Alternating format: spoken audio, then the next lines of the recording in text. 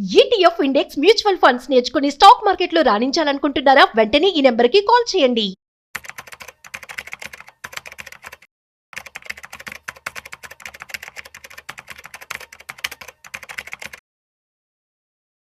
నమస్తే, welcome back to Suman TV. Present మనతో పాటు ఉన్నారు stock market analyst Sundararam Reddy గారు. నమస్తే సార్. నమస్తే మ్యామ్.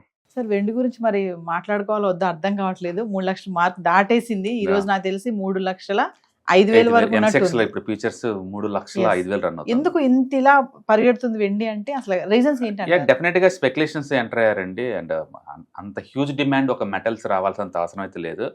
బట్ 2025 నుంచి అన్ని మెటల్స్ ర్యాలీ వస్తుంది, నాట్ ఓన్లీ సిల్వర్ అండి. కాకపోతే సిల్వర్ లీడింగ్ లో ఉంది మిగతా వాటితో పోల్చుకుంటే. సర్ప్రైజ్ థింగ్ ఏంటంటే గోల్డ్ తో పోల్చుకుంటే డబుల్ మూవ్ జరుగుతుంది దాంట్లో. మామూలుగా అయితే ఎప్పుడు గోల్డ్ ముందుకుంటది, సిల్వర్ కొంచెం దాని వెనకే ఫాలో అవుతా ఉంటుంది. బట్ గోల్డ్ మూవ్ అంటే మూవ్ మోరల్లెస్ రెండు ఆపోజిట్లు ఎప్పుడు మూవ్ అవ్వాలి, ఒకేలాగా మూవ్ అవుతుంటాయి. బట్ ఈసారి అలా కాదు, గోల్డ్ తలదన్ని మరి ముందు పోతుంది. ఒకటి నిజంగా ఇండస్ట్రీ నుంచి డిమాండ్ వస్తుంది. ఎందుకంటే పర్టికులర్గా ఎలక్ట్రికల్ వెహికల్స్ తయారేశారనుకోండి, 30 to 50 grams గోల్డ్ కన్జ్యూమ్, అదే ఐ మీన్ సిల్వర్ని కన్జ్యూమ్ చేస్తారు వాళ్ళు కండక్షన్ మార్కెట్ కోసం అనమాట. కాబట్టి వాటి యూటిలిటీ పెరుగుతుంది వరల్డ్ వైడ్గా, అందులో డౌట్ లేదు. బట్ ఈ రేంజ్లో అయితే ఖచ్చితంగా కాదు. టూ మచ్ స్పెక్యులేటివ్ యాక్టివిటీస్ నడుస్తుంది. నాకు అర్థమవుతుంది ఏంటంటే పెద్ద పెద్ద బ్యాంకర్స్ వాళ్ళందరూ కూడా, పెద్ద పెద్ద హెడ్జ్ ఫండ్స్ వీళ్ళందరూ ఫుల్ షార్ట్ కొట్ కూర్చున్నారు, పెరగదేమో అన్నట్టు. అండ్ ఆ షార్ట్స్ అన్ని కూడా స్క్వీజ్ అవుతున్నాయి అనమాట. ఆ షార్ట్ కవరింగ్ వల్ల ఇంకా పెరుగుతుంది. లేకపోతే సింగిల్ డేకి ఇలా 5 పెరగాల్సిన అవసరం లేదు, అంత స్కేర్సిటీ వస్తువులు కాదు కదా ఇవి. కాబట్టి ఈ పేపర్ అసెట్స్ ప్రెజర్ ఎక్కువ అవుతుంది అనమాట. సపోజ్ ఇప్పుడు గోల్డ్ ఉంది అనుకోండి, ఒక గోల్డ్ ఈటీఎఫ్స్లో ఇండియాలోనే వరల్డ్లో 4th బిగ్గెస్ట్ ఇన్వెస్ట్ చేశారు.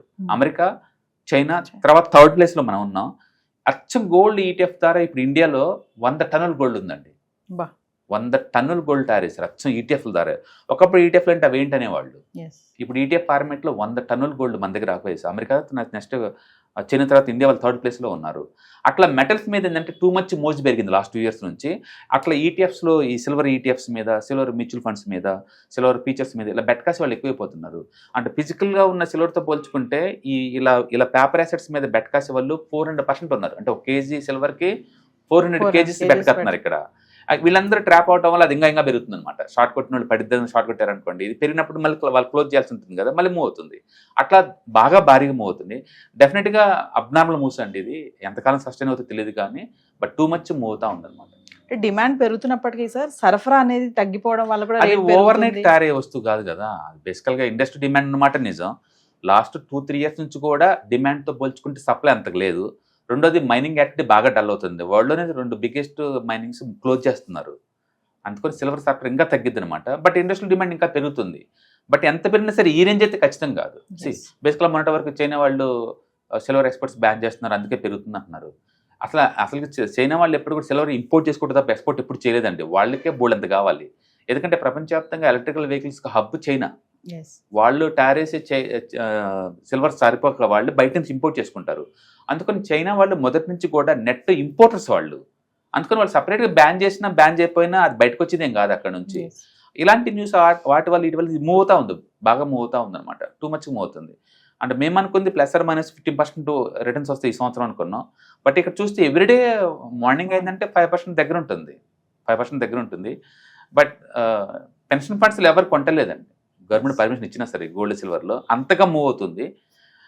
బట్ ఎంతకాలం ఇలా ఉంటుందో మనం చెప్పలేము. ఎందుకంటే వరల్డ్ వైడ్గా అన్సర్టనిటీ అయ్యే కొద్దీ సిల్వర్ గోల్డ్కి ఆ డిమాండ్ ఉంటూనే ఉంటుంది. ఇంకా ఎవ్రీ వీక్ ఏదో ఒక న్యూస్ వస్తుంది, అన్సర్టనిటీ పెరుగుతుంది కాబట్టి ముందు పోతుంది. బట్ ఎంతకంత ప్రోడక్ట్ బుకింగ్ చేసుకోవడం బెటర్, స్ట్రెంత్లో ఉన్నప్పుడే ఎంతకంత బుక్ చేసుకోవడం బెటర్. ఏడాదిలో ఎంత పెరిగింది అనుకోవచ్చు sir silver? Almost last year ఎల్లోని 170 అండి. అంటే ఈ మంత్ కూడా లిటరల్లీ అది I think more than 10% పెరిగినట్టుంది.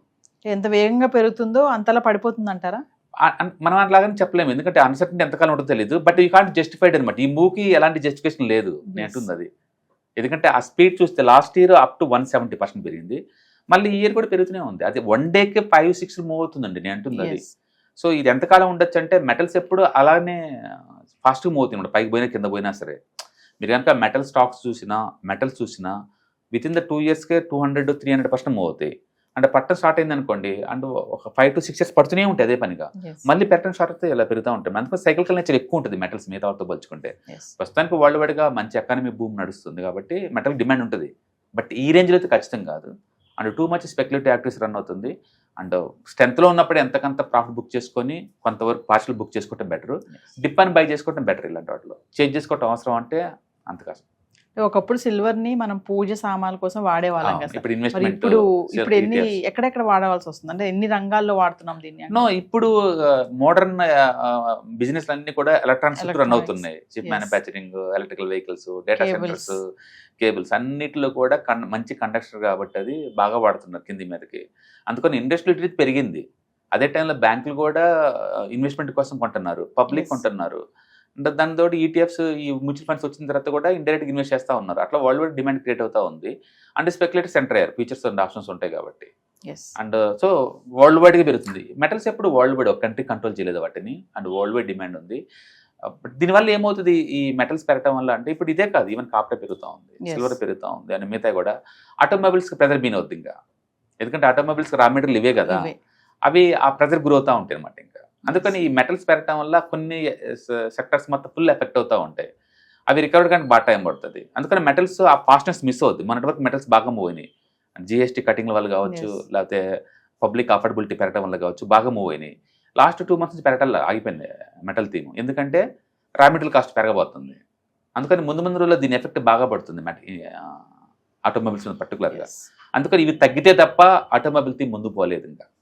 Silver loans కూడా ఇంకా పెరుగుతాయంటారా? గోల్డ్ లోన్స్ డెఫినెట్గా, ఎందుకంటే సిల్వర్కి కూడా బిఎస్ హాల్ మార్క్స్ ఇస్తున్నారు కదా, పెరుగుతుంది. సిల్వర్ కూడా ఇంకా గోల్డ్ లాగా మనోళ్ళు గోల్డ్ ఎట్టాగా మనకు కొనలేం గ్రాముల లెక్క, అట్లీస్ట్ సిల్వర్ ఈజ్ గుడ్ కదా. సో ఇన్వెస్ట్మెంట్ వాల్యూ పెరుగుతుంది. ఏదైనా కానీ కోవిడ్ తర్వాత నుంచి మెటల్స్ బూమ్ స్టార్ట్ అయింది. 2025 కల్లా పీక్ లెవెల్కి వచ్చేసింది. అండ్ అది కంటిన్యూ అయ్యే ఛాన్స్ ఎక్కువ ఉంది. బట్ స్పీడ్ తగ్గొచ్చు మేబీ. ఫ్యూచర్లో ఇంత స్పీడ్ ఏముండవు. సస్టైనబిలిటీకి మనం ఎలాంటి ఆర్గ్యుమెంట్స్ ఇవ్వలేం. ఎందుకు ఈ సస్టైన్ అవుద్ది అనుకుంటే జస్ట్ స్పెక్యులేటివ్ యాక్టివ్స్ రన్ అవుతుంది, దానివల్ల బాగా మూవ్ అవుతుంది. అంటే గోల్డ్తో పోల్చుకుంటే సిల్వర్ డెఫినెట్గా మోర్ వాలటైల్, అందులో డౌట్ లేదు. బట్ రెండు కరెక్షన్ గ్రోత్ రెండు పెరుగుతాయి అనమాట. సార్, మరి ఫర్దర్ గా మీరు వెబినార్ నిర్వహించబోతున్నారు కదా, ఒకసారి వాటి గురించి.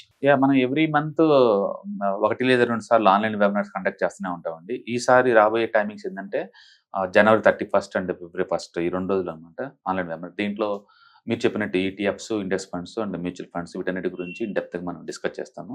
ఈ వాలటిలిటీ మార్కెట్ లో మీరు చూస్తూనే ఉన్నారు, ఈక్విటీ మార్కెట్ ఎంత వాలటిలిటీ ప్రూన్ అవుతా ఉందో.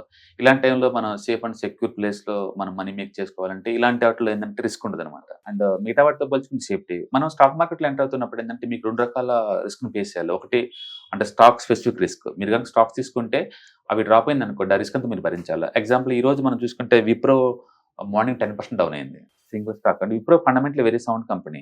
బట్ దాని అర్థం ఆ సౌండ్ అంతా పడవు, డ్రాప్ అని కాదు కదా. రిజల్ట్ వచ్చినప్పుడు డిసప్పాయింట్ చేసినాయి అనుకోండి, ఈజీగా డ్రాప్ అవుతాయి. అలాగే రిలయన్స్ ఈ రోజు ఆల్మోస్ట్ 4% డౌన్ అయింది. అందుకని ప్రతి రిజల్ట్ వచ్చినప్పుడల్లా, ఏదో ఒక న్యూస్ ఉన్నప్పుడల్లా స్టాక్స్ ఈజీగా వాలటిలిటీ గ్రో అవుతూ ఉంటాయి. ఇట్లా 5-10% నిఫ్టీలో ఉన్న స్టాక్స్ ఎక్కువ లాస్ అవుతుంటే సేఫ్టీ ఉండదు మీకు. అందుకని స్టాక్ స్పెసిఫిక్ రిస్క్ మీకు వద్దా, ఓన్లీ మార్కెట్ రిస్క్ ఒకటే భరించాలనుకున్నప్పుడు ETFs, index funds, mutual funds బాగుంటాయి. అందుకని మనం స్టాక్ మార్కెట్ ఎంటర్ అవుతున్నాం అంటే మీరు గుర్తుంచుకోవాల్సింది సిస్టమాటిక్, అన్సిస్టమాటిక్ అంటాం. ప్లేన్ గా చెప్పాలంటే stock specific risk and market risk రెండు భరించాల్సి ఉంటుంది. స్టాక్ స్పెసిఫిక్ రిస్క్ మనం భరించలేము, చాలా ఎక్కువ పెయిన్ ఉంటుంది. కాబట్టి బెటర్ ఏంటంటే బ్రాడ్ గా మార్కెట్ రిస్క్ ఒకటే టాలరేట్ అయితే బెటర్ అనమాట. అందుకని మనకి ETFs, index funds, mutual fund ఉండడం వల్ల ఏంటంటే ఈ స్టాక్ స్పెసిఫిక్ రిస్క్ మనం అవాయిడ్ చేయొచ్చు. ఓన్లీ బ్రాడ్ మార్కెట్ రిస్క్ మాత్రమే మనకు ఉంటుంది. అందుకని మనం ఈ వాలటిలిటీ మార్కెట్ లో సేఫ్ అండ్ సెక్యూర్ గా అచ్చం ఈక్విటీలో కూర్చున్న వాళ్ళకి ఇది బెస్ట్ అనమాట. అందుకని అవంటే ఏంటి, వాటిని ఎలా హ్యాండిల్ చేయాలనేది ఈ ప్రోగ్రామ్ లో మీకు టీచ్ చేస్తారు. కాబట్టి ఇంట్రెస్ట్ ఉన్న పార్టిసిపెంట్స్ కింద స్క్రోల్ అవుతున్న నెంబర్ పై కాల్ చేస్తే మన వాళ్ళు ఇన్ఫర్మేషన్ ఇస్తారు. So timings January 31st and February 1st అనమాట. మొత్తం టోటల్ 6 hours ట్రైనింగ్ ఉంటుంది. సో వ్యూవర్స్, మరి విన్నారు కదా, స్టాక్ మార్కెట్ అనలిస్ట్ సుందరరామరెడ్డి గారిది వెబినార్ క్లాసెస్ నిర్వహించబోతున్నారు January 31st and February 1st. Dates note చేసుకోండి. Index funds, mutual funds, retirement planning, పిల్లలుంటే పిల్లల ఫ్యూచర్ ప్లానింగ్ కానీ, ఎక్కడ ఇన్వెస్ట్మెంట్ చేయాలి, ఎలా ఇన్వెస్ట్మెంట్ చేయాలి, ఎంత ఇన్వెస్ట్మెంట్ చేయాలి, ఇలాంటి వాటిపైన మీకు అవగాహన కావాలనుకుంటే కింద కనిపిస్తున్న నెంబర్కి కాల్ చేస్తే మీకు వివరాలన్నీ కూడా అందుబాటులో ఉంటాయి. మరి టైమింగ్స్ కూడా మీకు తెలియజేస్తారు. కింద కనిపిస్తున్న నెంబర్కి కాల్ చేయండి, మా టీం మీకు అందుబాటులో ఉంటుంది. మర్చిపోవద్దు, January 31st and February 1st.